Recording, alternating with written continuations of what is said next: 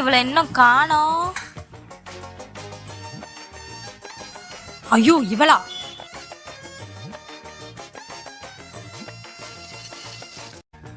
ஏய் எங்க போன?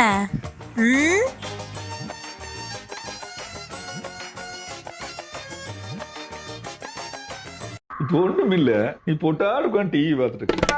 ஆனா உன்னை பார்த்தா எரிச்ச மயிர வருது. ஏன்?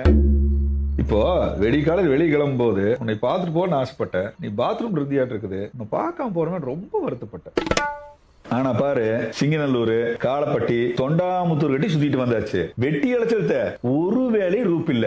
ஆனாலும் எந்த டென்ஷனும் இல்லாம ரிலாக்ஸா வீட்டுக்குள்ள வந்த. வீட்டுக்குள்ள வந்துன்ற உடனே தான் பார்த்தேன். மண்டை விண்ண நேருது. பிபி ரைஸ் ஆகி பெயின் ஷூட் அப் ஆகுது. என்ன பண்றது?